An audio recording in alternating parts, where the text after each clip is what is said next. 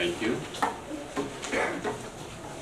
Just asked before we got up here if I've made this presentation very often, and no, really, I haven't, but I just said I kind of lived this, so bear with me.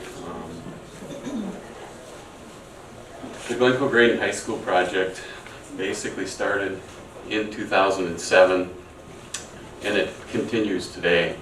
The major construction took place in 2009 and 2010, and we did a major renovation of a building in the city of Glencoe, which we now refer to as the Glencoe City Center. The Glencoe Grade High School, this is the 1957 picture, but the building was built in 1932. It housed all 12 grades in the city of Glencoe at that time. I'll give you a little perspective. Right now in Glencoe, we have a population of about 5,700. And we actually have 3 school buildings right now in the community, and we're in the process of building an addition onto one of those right now. So to have everyone in one building at one time was probably a pretty big deal. It was built in 1932. In 1957, the school district added to this building. The base building is about 65,000 square feet. This is basically a U-shaped building. And in 1957, they added some additional classroom space, I think a band room, and like an egg shop.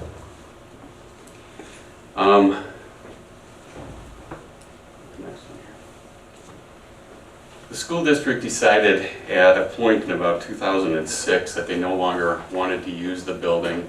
For the most part, they had vacated the building in 2004. And in 2006, the school district decided they had no use for that building anymore.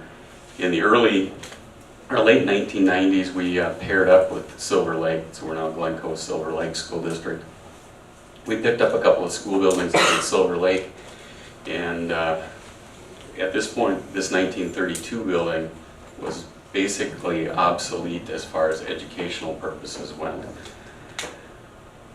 So in 2006, they decided to sell it. They actually mothballed it in 2006. They drained down the boilers and basically shuttered it down for about 1 year. In 2007, we picked up the building for the lofty sum of $1, and that was, quite a decision by the city council to take that on, because for the school district it was a liability, and it could have been a liability to us too if we had to end up tearing it down. City council wanted to save the building, and we really didn't know what we were going to do with the building at that time. We had some ideas. We had some developers talking to us. We had housing developers. We had local developers that were looking at it for various ideas, commercial space, what have you.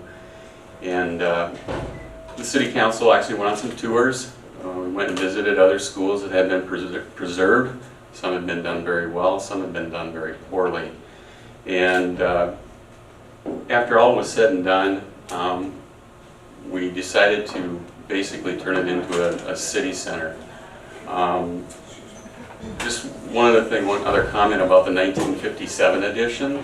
The 1957 edition, the quality of construction was considerably less than the quality of construction of the 1932. So there were cracks in the walls, there were issues with the roof, and it was determined the 57 edition was not part of the historical, didn't meet the historical significance of the older building. A lot of people had gone to school in this building, and a lot of people in the community wanted to keep the building. And for the most part, the footprint of the 1932 edition was in really good shape. Unfortunately, when we got it, it wasn't in the best of shape. I'll have a few slides that show some pictures there. We ended up putting no trespassing signs on the building because we had urban explorers show up and come in through some roof hatches, and there's some tunnels that go around part of the building, and they were in there. We were told that we couldn't prosecute him unless we had no trespassing signs on, so we did that.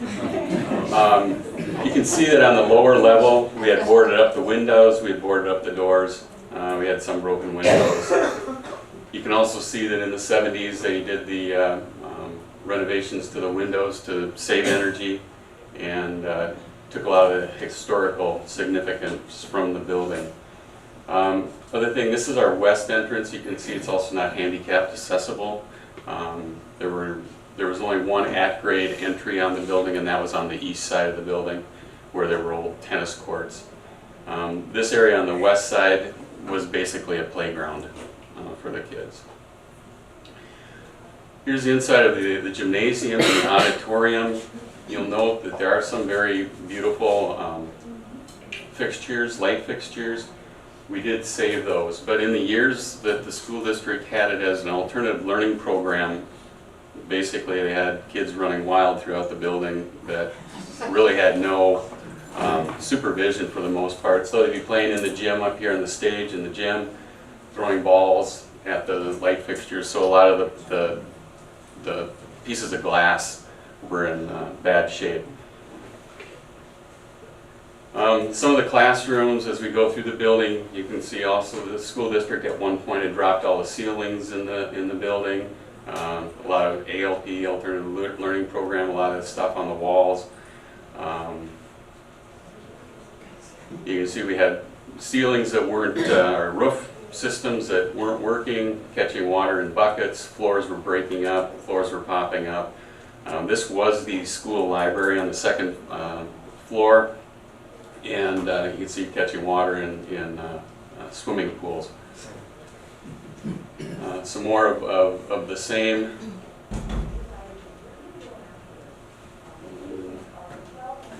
Kind of a timeline for how we put this thing together. In 2007, we hired an architectural firm called Bonestro. We're a city. We work with engineers. We had an engineering firm that had an architect, and we said, hey, what can we do to put this thing together? Hearing before, I got in a little bit of the class before, or the seminar before, about hiring the appropriate engineering firms or architectural firms. Something that we probably regret at this point, but we still ended up with a quality product. Initial project estimates when we started putting this thing together were about $9 million. And what we were putting together a library, a city center, city offices. We're looking at space for the township, the watershed district, the Chamber of Commerce, and anybody else who would jump on board. We terminated Bonestro and hired Short Elliott Hendricks, again another municipal engineering firm that we worked with. They had a little bit bigger architectural department. We worked with a gentleman by the name of Sam Bontrager, was the general architect on this. We did finally come up with a project of about $5 million. We established a fundraising group, and it was really easy for the most part to get buy-in because the community had decided they wanted to save it. That's what they told the city council, and they came to bat. We had a local foundation, which ended up being the Hazy Family Foundation, put up $700,000. Originally it was an anonymous donation. And then Security Bank and Trust, which is also the Hazy family, put up another $300,000, so we had $1 million in seed money. The goal was for the fundraising group was to raise another $1 million in donations, which they did. They raised about $1.25 million. And we had almost 500 different donations ranging from $50 up to $70,000 and $80,000 from community partners. A lot of families, everyone that donated up to $1,500 got their name on the wall of fame, I guess. And so we included donations, class donations. We went after the various classes that had graduated from the building, and we kind of put it out to them, you know, does the class of 55 want to donate more than the class of 56 and so on. So the classes, they kind of competed against each other, and that, you know, we didn't have any real dignitaries from the community that we could go back and say, you know, hey, can you donate a few $1 million to do this thing? So like I said, over 500 people came to bat, families and businesses, and then some local nonprofits, including the Glencoe Area Health Center, the Glencoe Light and Power Commission, and a local foundation called Stephen Seminary. We started construction in 2009, and substantial completion on the first phases of the project were completed in 2010. And like I said, it was about a $5.4 million project when all was said and done. So we identified the project, basically the first and second floor. First floor was going to be basically city center and office space and meeting space. The second floor was dedicated toward the library. And there were some areas of the building that weren't going to be used at this point, but you'll find out that we have used some of those after the fact. We did establish a fundraising group. A couple of the gentlemen right here and right here. One was a business manager for the school district, very respected in the school district. And the gentleman right here was actually a principal in this building at one point in time. So they were the honorary fundraising chairpersons. And then we had two council people, this tall man here and this tall guy here, were the actual fundraising chairpersons. We worked with a fundraiser for a couple of days, did some training on how to go out and solicit monies from people. And this group, like I said, raised about $1.25 million. We worked with a local CPA. We let people pledge money over a 3-year period of time so that they didn't have to give all their money right now. And the city council actually issued about $700,000 in bonds that was going to be paid back by the pledges over that 3-year period of time. So city up front of the money, hoping that the pledges would all come through. When it all came down to it, we only had one pledge that did not come through. So we were pretty happy with that, and it was not a real big amount. Here are the various funding, and I don't know if you can see this as well, but I'll just say the community donations were $1,237,000. We did get a deed grant. It was a public infrastructure grant. We were not on the historical register at the time, so we were not eligible for a lot of grant monies. The deed grant was for a public infrastructure grant. It helped us with the parking lot, the lighting, some of the utility improvements, and we had to do some shoring up of the basement walls because we filled in part of the lower level of the building. Security Bank and Trust, $300,000. The anonymous ended up being the Hazy Family Foundation, $700,000. We had another donation a few years before that was in a library fund of about $250,000. We sold our current library building for $265,000, which put that back on the tax rolls and is now paying taxes and is a commercial business in the community. The city issued bonds for about $1.971, and those were a capital improvement bond. We had a group out there try to do a reverse referendum on us, but they failed. So not everybody was for the project at the beginning, but it did happen. We had some sales of property. Glencoe Township and Buffalo Creek Watershed District shared an office space, so we basically charged them the cost of the renovation for that space. The Chamber of Commerce took an office space, again charged them, and now they pay a monthly service fee, but other than that, they paid for all their work up front. Lions Club was good. They not only donated up in the community donations, but the Lions Club also, we got a foundation grant from the National Lions Organization. Stephen Seminary, a local nonprofit, provided some funding for technology in the library. Our architects, there was an insurance credit. I'm not quite sure how that one worked. We crushed some of the building. We sold that crushed bituminous from the old parking lot. And then Rich Valley, another township, which has lots of money, gave us $15,000 again for the library. We sold it on the library. When you go out and ask people for money for a city hall or city offices, people don't want to donate so that I have a nice office. But they like libraries, so that's always a good component. Here's our recognition wall. This is kind of in the main entry vestibule to our grand ballroom. We started demolition of the 57 edition. When we did that, we left some holes in the wall of the 32 edition. So we had to fix that eventually. You can see we basically went in and we gutted it down to the columns, the support columns that were in the building, and this is the second floor. Took out all the lockers, this gives you an idea of where we're at on just one slide. In the auditorium area, we took out all the lower level seating. This was a theater style floor, sloped down. We brought that floor up to grade, and there is actually the stage is elevated about 1 foot. You can see this is kind of a similar picture from the old gym floor. It is now part of our grand ballroom. All the light fixtures have been totally refurbished.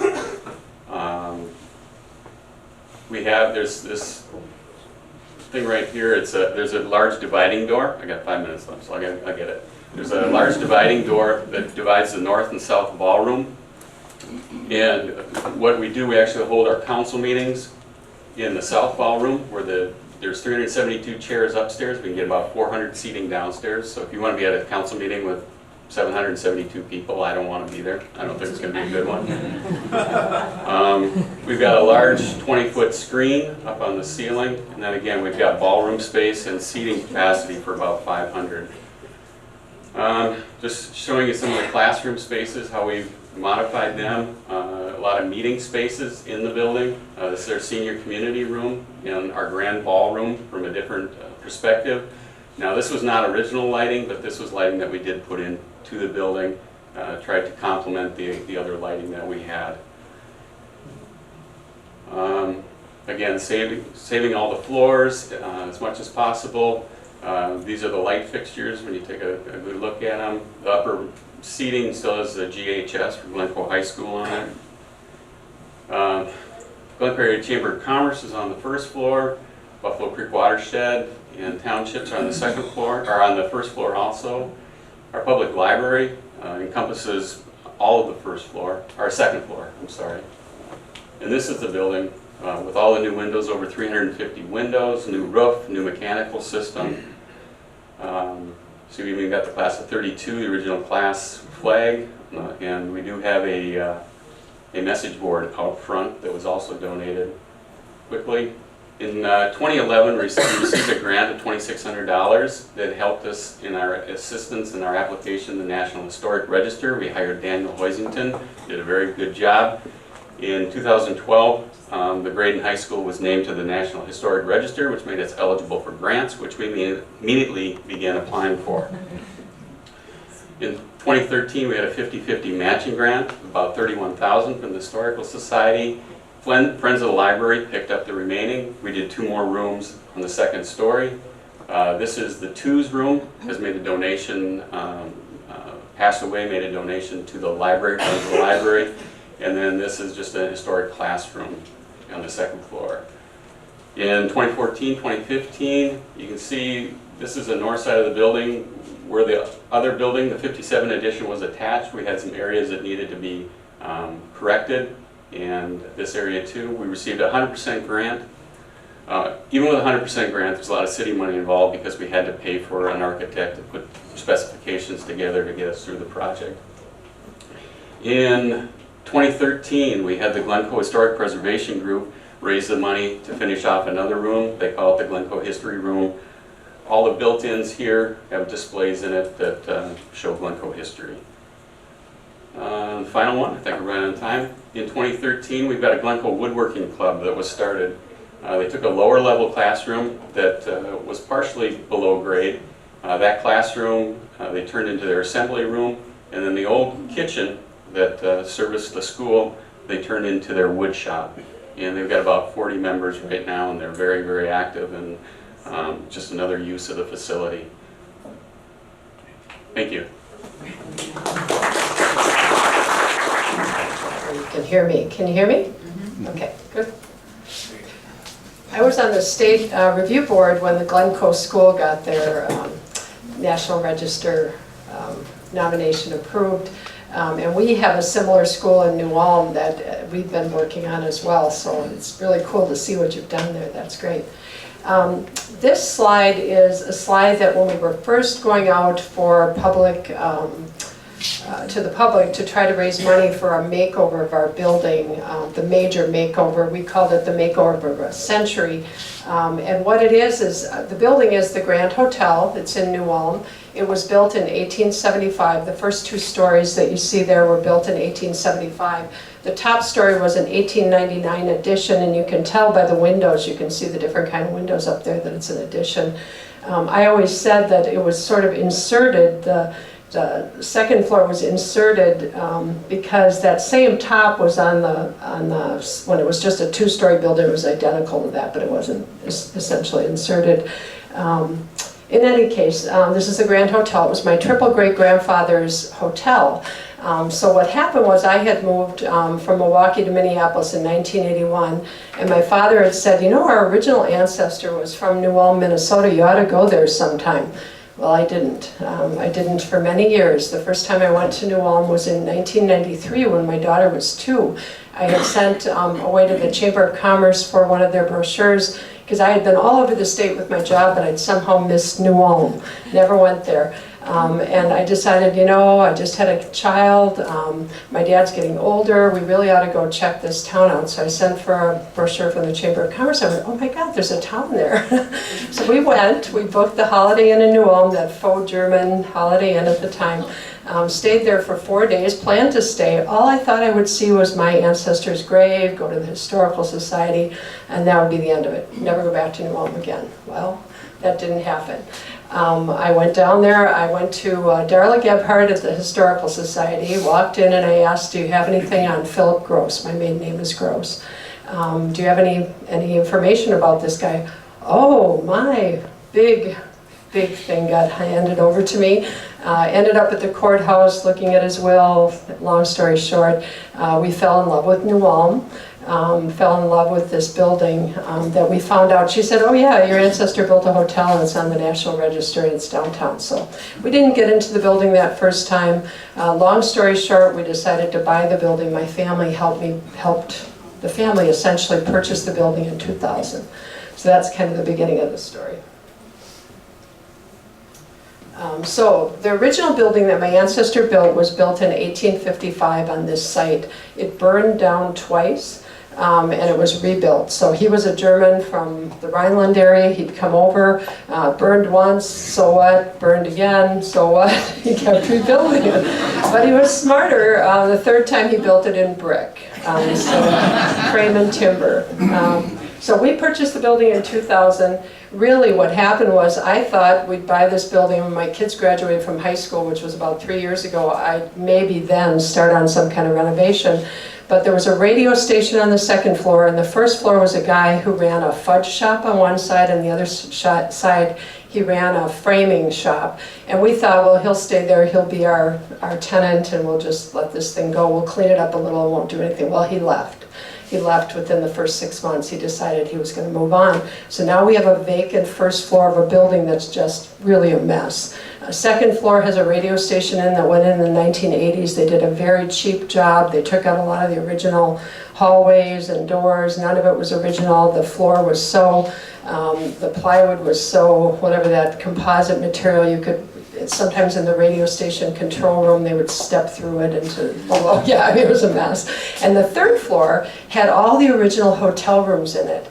But I thought it was condemned. It had no heating up there. Most of the transoms were broken. I mean, it was a mess, and you really hardly ever went up there. There was some storage up there. So anyway, we started the renovations in 2001. And I'll show you in a second what some of that looked like. In about 2009, we did the windows throughout the building, and when I get to the funding portion of this, I forgot to put that money in there because that was significant. The final addition was the major project where we renovated all 4 floors, rehabilitated it really. We added a major addition of an elevator and completed 4 floors of the renovation. We had to add an addition to the building to put the elevator on because there was no way within the building envelope that we could fit both the staircases that were required by code and an elevator. We would have torn up, there would have been virtually no space left on the first floor. There was really no way to do that. There was a small 1899, kind of almost a lean-to addition on the back of the building that we were able to take off that wasn't part of it. So, once we did this first round of renovation on the first floor, in 2003, we rented one side of the space to a tea room, which was kind of a cool thing to have in this space. The other side, I couldn't rent it. I couldn't figure out what to do with it. The radio station was still upstairs, and some friends of mine came to me, they were artists, and said, hey, could we, maybe we could put some art on the walls in there, and I love art and music, and so we did that. And then my mother is from Milwaukee, and she knew we're Czech, of partial Czech heritage. She knew a Czech classical guitarist. Could we maybe have that at our space? So we ended up having a concert in there. Long story short, for a number of years, twice a month, we did small concerts. We sold the art on the walls. Actually, the tea room, our tenant, which was connected in the space, actually would take the money and give us the money, and we basically turned it over. We made no money on this. This was just, and I had my job. By the way, I'm the HR director at the hospital in New Ulm, so I have a full-time job. This has all been volunteer extra time I've spent for many, many years. So we got into the arts business, and I started doing research. I hired a person one summer to do all kinds of research on the business of art. I went to a St. Thomas class called Fast Track, did business plans, and we decided that we really could turn this into a community arts center. So there's a long way between 2003 and 2009 to get there, but we did form a nonprofit board in 2009 and received our 501c3 status, actually in 2011, backdated to 2009. So this is the Grand on the far left. That's what it looked like in 1912 during one of New Ulm's many parades. I have lots of old pictures.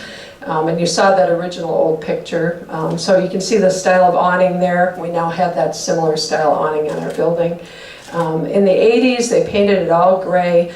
Unfortunately, they sandblasted and painted this building, the front of the building, a bunch of times. So there was no way to, it's a very, very soft brick in New Ulm, so there was no way to get back to have it be original. In the 1960s, you can see the interesting color scheme, so we had lots of things going on there. This was the restaurant side. There are two sides on the first floor, and I don't have a drawing, but it's connected by an archway that we opened up during the first round of renovations. It's actually wider than this. This looks very narrow. I should have, the pictures aren't quite right. But it started out as a frame gallery on the left-hand side. It was all covered with rough-cut pine. All the windows were boarded up. There were a couple of window air conditioners stuck through old 1875 windows that they'd just hacked apart, thrown the air conditioners in, and it was just a mess. Behind what you see there, there was an apartment. They had an apartment behind it, and behind that they had a coin-operated laundry. So the place was just kind of all torn up. So we did take all that rough-cut pine off, and we renovated the 1875 windows.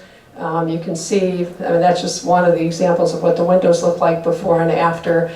We hired a company in New Ulm called Wooden Windows. It was I don't think they knew what they were getting into because just to get the windows true and everything, it was a long process. It was many months. They were very patient. They stuck with their original bid. It ended up costing far less than the new windows would have cost, but it was a lot to get those to work. In the entire building, we ultimately replaced probably 50 or 40 other windows, or more than 40 other windows, and those were so deteriorated in so many places that we could not restore them like this. But we did do 8 windows back to the original. The floor in this room as well, and I don't show it here, was just totally rippled. We had to tear all that up. We ended up putting plywood on this side, but on the other side, I'll go ahead. The left-hand side there, we were able to pull many layers of other things up and get down to the original floor. The other side that you see there is what was the restaurant side, and these are connected by an archway. There's also a restaurant. The original building had a restaurant on this right-hand side, and on the left-hand side was my ancestor's saloon in 1875. So essentially now we've returned it to a saloon. It's a bar and an entertainment center. It's called the Grand Cabaret. So if you ever go to New Ulm, and I can pass around, here's like a little, I'm not trying to advertise really, but just to see, we have all this live music and entertainment going on every Friday and Saturday night.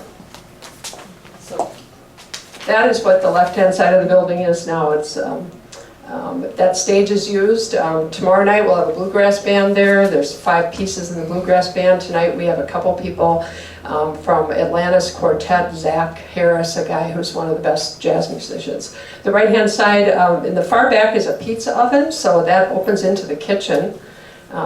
And this is the kitchen, the first round of renovations. Now on that far right wall, there's actually a pizza oven there. So it's a Punch's pizza oven, the same oven essentially as Punch's has. And this was, they had to use it as an apartment. It had been part of a frame shop. It was a big mess. This is the final, I'm jumping to 2013 exterior. So the front of the building, we put the awnings back. We painted it to the colors as close as we could of what it would have originally been. And so we did all of that. The window boxes were there. The right-hand side, we added that 3-story addition with an elevator, and the deck is new there. The perspective that you see here isn't what it really looks like. The way it's straight on like that, it's really not much higher than the rest of the roof, and that was one of the requirements, that we had to keep it similar in weight, or what's the word? Massing. Massing, yeah, mass.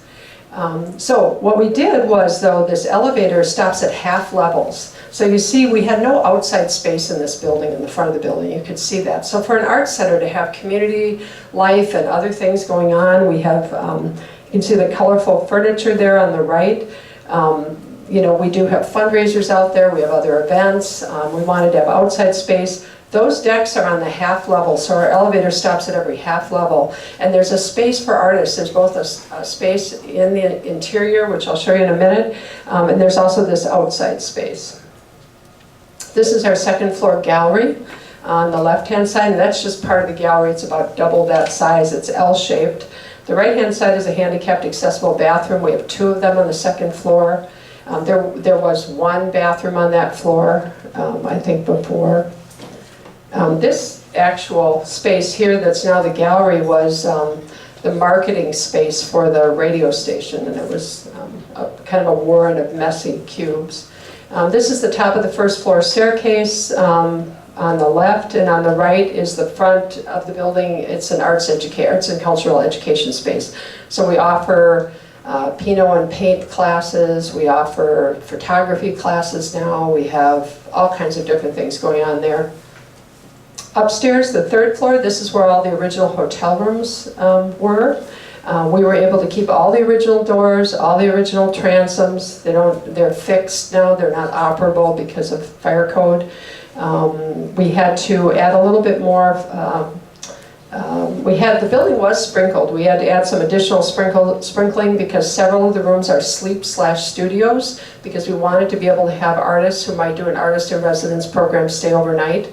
So we have 2 rooms that actually are rated and available for people to stay. We're not currently using those yet. And then we have an apartment on this floor. We were able to turn an entire corner of the building into almost a railroad style apartment. And this is one area where we worked closely with the Historic Preservation Office, and on the tax credit project, our original architect had drawn an apartment that went out into the central corridor. And I thought, well, we have to do that because there's no room in this apartment, otherwise we can't do it otherwise. And knowing as much as I did about historic preservation, I remember arguing that point with Natasha a little bit. I'll tell you though, the absolute right thing to do. Look at this picture. I mean, it's actually wider than that. All this perspective is wrong. But this was the defining historic characteristic of this, one of the defining characteristics. I mean, this 3rd floor being 16 hotel rooms at one time and keeping all the doors, keeping the space open, it was absolutely the right thing to do. We also, you can see the staircase on the right. We added the original staircases there. We added railings that were compatible, that were usable, met code, because the floor had to be raised when we had to the wood was fir, and it was very soft, and there was no way to use the original floor. We couldn't repair it. So we had to add another floor, which raised everything up, and then obviously those things were, the staircase was very old, and they didn't have codes like we do now, so we had to add those 2 levels, but I think that worked out. This is on the 3rd floor, and we have the same deck on the 2nd floor, so there's this interior space that artists could gather or people could gather, and then we have an outside space. The right-hand side there is the apartment, and eventually what we hope that to be is an artist in residence apartment. Our basement is about my favorite place in the whole building. The far right and the far left areas of the building were completely filled with fill from the previous fires. So in the 1850s, part of this basement dates from the 1850s. So they were all filled in and they dug all of that out. So our funding, and this is really the final funding for the bigger project. Our state and federal historic tax credits, approximately $450,000. Minnesota Historical and Cultural Heritage Grant, that's 100. We also had about 100 or over $100,000 grant for the windows that isn't on here. New Ulm Area Foundation funded the gallery. It's called the Four Pillars Gallery after it was named by the foundation. They gave us $35,000. Mardog, Schmidt. Regional Arts Council helped fund some of the music and sound systems we had downstairs. We had to do some work with that. Local capital campaign, businesses and individuals, was about $185,000. And actually the private foundation that my family is involved with helped make up the gap. There's some more money in there that I probably missed, but it was over a $2 million project. We were going to renovate this building somehow when we bought the building. We were going to do something with it, and the whole idea was to have it have a public purpose. So what we did was we were able to turn it into a functioning nonprofit. The tax credit structure was really complicated. I will not have time to talk about that. But we did figure out, even though a nonprofit is in the building, we're actually leasing from an LLC. So we don't technically own the building. So our biggest challenges, I think, are that it was a complex old building with an elevator addition. We had Engen and Associates architects. They work out of Wilmer. They were very patient with us. They spent many more hours on this and time than their bid was. I think they actually lost some money on us, I have to say. Dogging the process, both figuring out that whole tax structure, working with, we found a tax credit attorney in the Twin Cities who did a lot of the work pro bono. I called the National Trust for Historic Preservation. I've been to many seminars. I tracked people down in other states who knew about this. I finally got back to this one woman who had done work in the nonprofit sector here with Fager Baker Daniels, and she loved the project, and she almost did it pro bono, the tax credit stuff, which was unbelievable. We are such a small project, and that's the problem. When you're talking about $2 million, they don't, syndicating that, you're not going to find Wells Fargo or some other big bank to do that. We had to find a local bank, Citizens Bank of Minnesota. They had to be a C Corp. They were the only one in town. They were willing to do it. So a lot of pieces had to fall into place for us to get these tax credits. It was really complicated. And then the whole process of going through the reviews that you have to go through. So that was one of the complexities. While we were working on the building itself, we were trying to build this nonprofit that would eventually launch and do things in the building. So that was another piece. The other thing is, people in town thought the building was owned by my family. Many people still do. We're still fighting that this is a nonprofit. It's got the same name. It's called the Grand. So we may actually have to rebrand it over the next years because, we're not sure people are ever going to get that it's a completely get that it's a community arts center without us rethinking even maybe the name. Sustainability, now we're in the phase of trying to build an arts center, a community arts center, offer more classes, have entertainment, make it sustainable from a financial perspective, and that's challenging. We're probably going to have to go for an endowment in the community, and probably some of that will come from my family, but we want the community to participate. So our goal right now is to get everybody in the community to understand that this is a community arts and culture center, and more people engaged. We just got a grant from Mardog Foundation, a matching grant, so all of our memberships will be matched next year. So that's the kind of thing. We're just going to try to get more and more people to understand and get involved.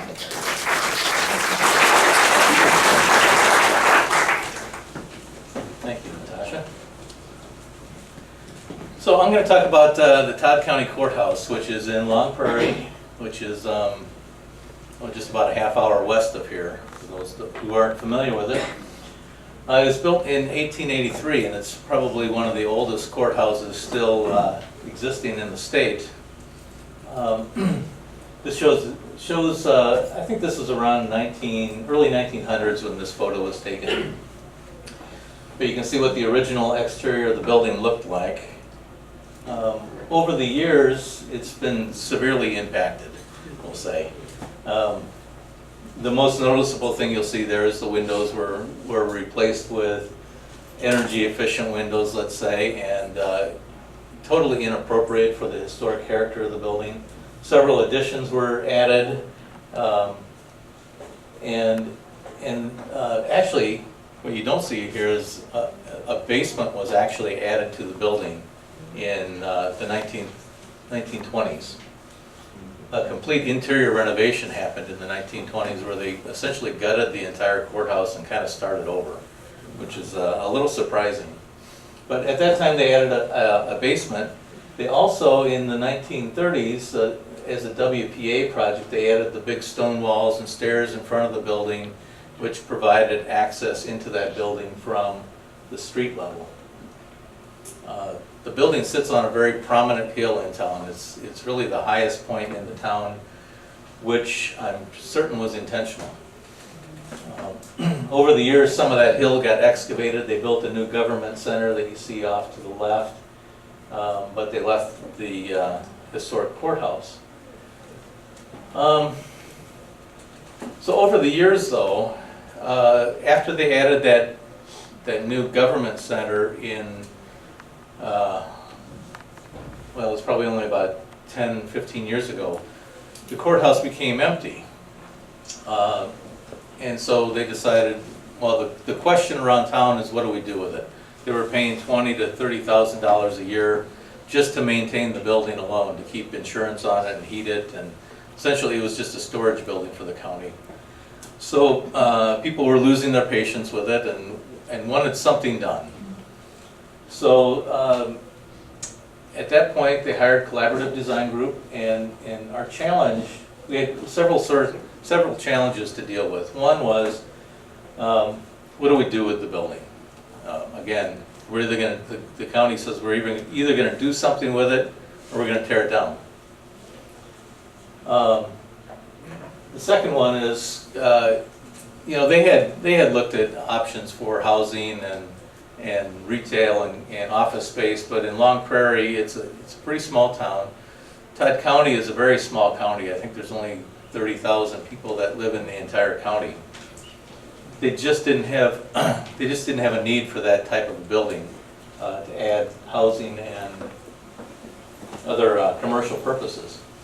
So the county had an idea of, well, could we consolidate some of our services? They had other satellite offices around Long Prairie, and they had an idea of, could they consolidate all of those offices and departments and put them all on their one governmental campus. So that was our second task. And along with that, we needed to make sure that the building was sound. So we did a structural analysis on the building to ensure that, as I told them, I think in a public meeting, I think I guaranteed that it was going to last 100 years. So, we'll see. The other question that they had was, okay, so if we can locate all of these services back on our governmental campus, is it cheaper to build a new building, just tear it down and build something new, or is it really more economical to renovate the building? And believe me, these people were very much about the economy of the building. We're coming out of the recession, and nobody was really interested in spending more tax money to build another building, which is understandable.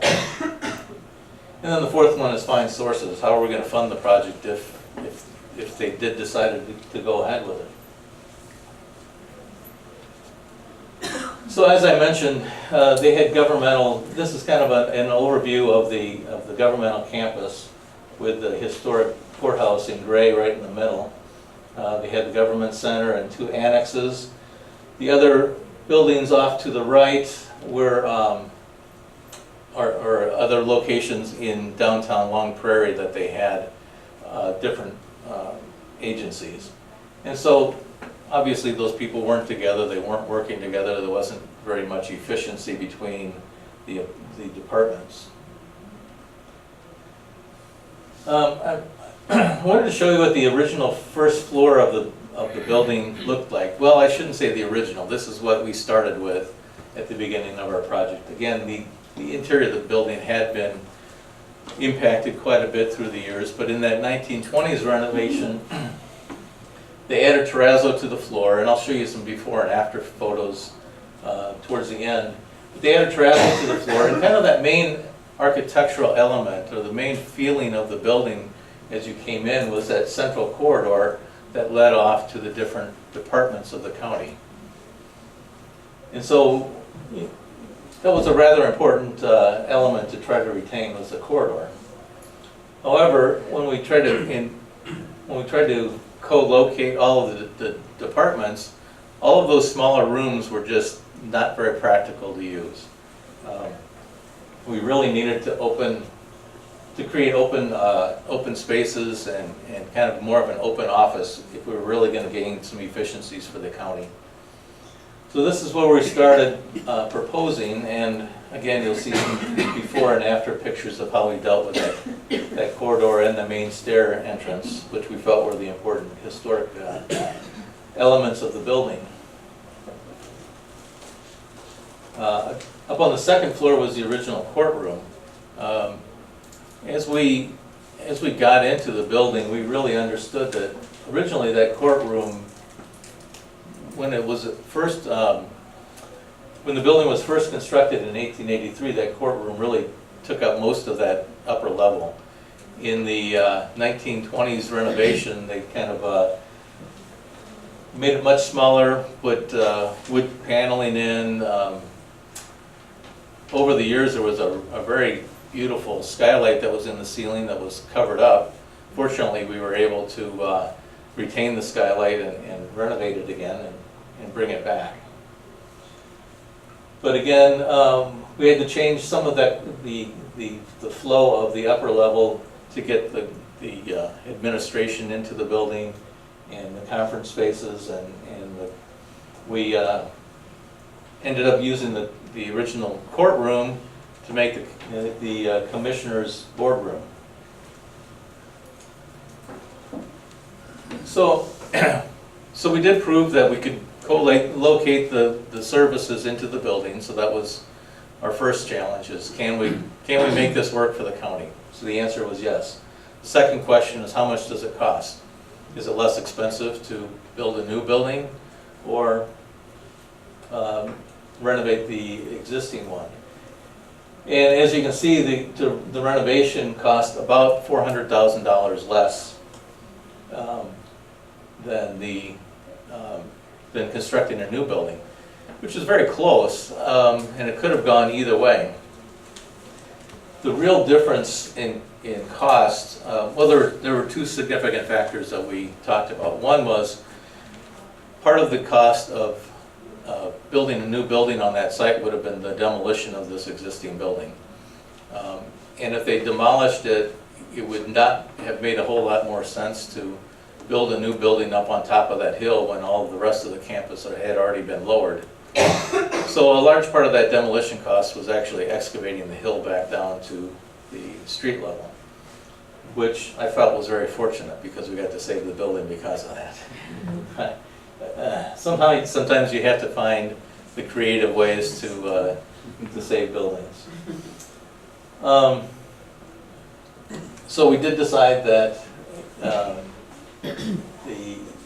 it was certainly less expensive to renovate the new building. So we started putting together plans for that to show the citizens of the county. The county administration also decided that because this was a fairly controversial issue in the city and the county, they wanted to put this out to the voters for them to eventually make a final decision, let the voters decide, or at least inform the commissioners. So we had to find some funding sources to help pay for it. One was, as I mentioned, the cost efficiencies from consolidation of the services and locations.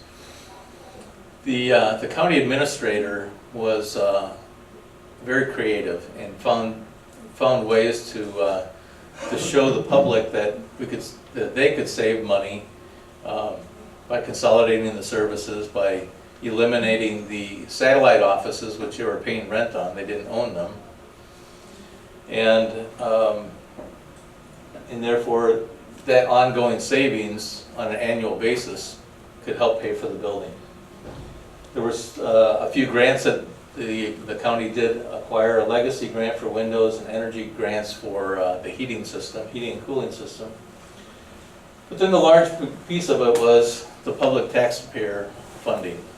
Again, we had to show the county voters how they could get new services, relocate their existing services into an existing building for very economical cost. So the cost efficiencies from the consolidation was, it allowed for shared services and fewer employees. Of course, fewer employees is controversial because nobody was looking to lay people off, especially coming after that recession. But they did realize that there were several people that were coming up on retirement, and the plan was simply as those people retired, they weren't going to replace them. And again, having people, essentially, you've got, if you have a desk for people paying taxes and also getting their driver's license renewed, you could do it at the same desk. You didn't have to have two different departments handling that. So they did have some efficiencies in sharing the spaces. As I mentioned, they didn't have to pay the rent on the satellite offices. They also didn't have the overhead cost of operating those offices.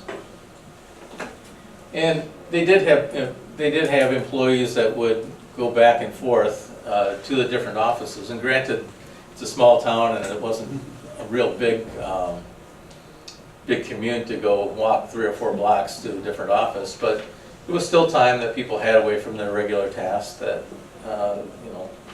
they could find that better efficiencies for the people if they were all in one location. So they applied for a legacy grant to replace the windows. And I think it was fairly easy to convince everyone that the grant is applicable to this building because there were very few original windows in that building. The only original windows were up in the attic, the very top ones in that lower picture. And then there was a cupola on top that had original windows. All of the other ones, as I had mentioned before, had been replaced. And so in our project, we replaced all of the windows with windows that matched the historic windows that were originally there. And we based that off of photographs and actually some remnants of the original windows that we did find. Part of the stipulation of the grant, though, was to not remove the any original windows that were in the building, and those were restored. They did obtain an energy grant and put in geothermal heating and cooling system in the entire building. And then the taxpayer funding. We really had to remind a lot of the voters anyway about why this is important, and talk about the heritage of the community. And so we had several different community meetings around the county, and fortunately, there's a very passionate group of people in Long Prairie and Todd County who really wanted to save this. And a lot of people came out and told their stories. And I keep remembering about the one old gentleman. He had to be in his 90s, I would say, and came up at one of the meetings and told me a story about his grandfather moved to Long Prairie with only an axe, a gun, and his wife. And he said it was important for his grandfather to help build that building. It's important to us to save it. And something I never forgot. So very important though, as I mentioned, to the county is it's had to make economic sense. They just were not willing to spend money on a project that they felt they didn't really need. And it had to be a benefit to them without significant cost. Some of the items that we talked about to the voters as well as this building was listed by Preservation Alliance as one of the 10 most endangered historic places in the state. It was one of the oldest courthouses in the state. It's really a symbol. Buildings, we don't save buildings just to save buildings. We save buildings because of their importance and what they mean to the community. And buildings are simply symbols of in their case, the permanence. In 1883, they didn't have to build a structure like that, and they didn't have to build it on top of the biggest hill in town, but it was very intentional. What they did in 1883 was very intentional, and it was important to them, like the one gentleman had mentioned to me. And so these historic values will be maintained. We were able to retain a lot of the historic features of the building, both inside and outside of the building. And then it got down to the money. And so, as I mentioned, the county administrator was very creative and found the equations to show the community how much this was going to save them over the years, and factoring in the money that they got for the grants. And then, he went out and said, we're going to go out and we're going to bond this and for 15 years. And it came down to, it was only going to cost the taxpayers $3.58 per year per $100,000 value of their property, which most people were pretty, well, there were a lot of people that didn't even want to pay that, honestly. But it came down to a vote, and the voters decided by a margin of 19 votes to go ahead and save this.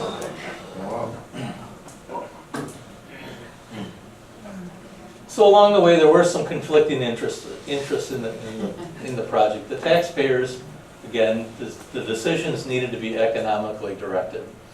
And so what that resulted in was impacting the interior of the building probably differently than we would have if we really wanted to preserve the actual heritage of the building itself.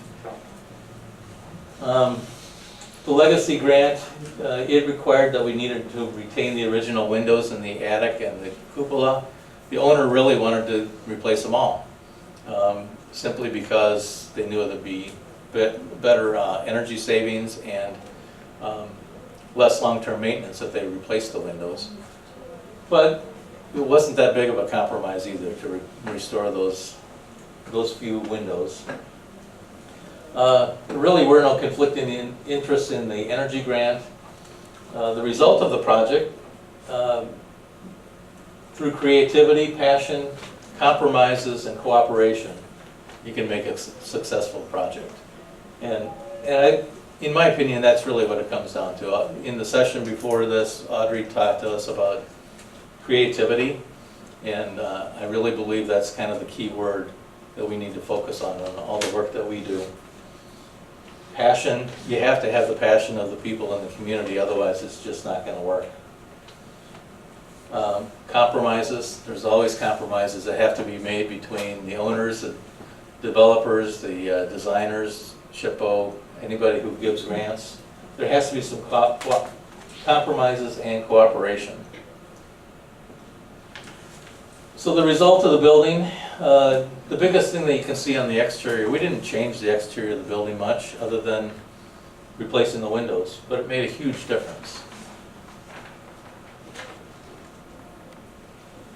The interior, you can see the upper left is the original corridor that was down the middle of the first floor.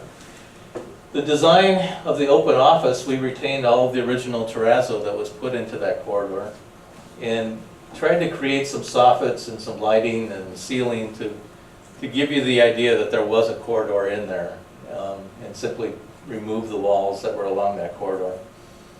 But opened it up into a much more usable space for the county, and that was the compromise that we as designers made and the taxpayers made to get a workable building, was to give up some of those elements.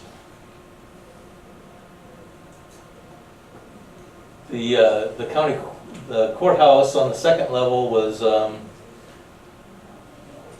like I said before, it had been really changed in the 1920s. They had put different kind of paneling on the wall and dropped the ceilings, and we basically took the ceilings back up to the original level, added new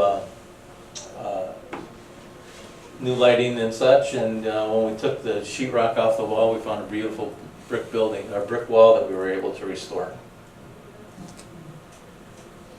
And again, creativity, passion, compromises, and cooperation. That's what we all need to make these projects successful. So, I guess we'll open up the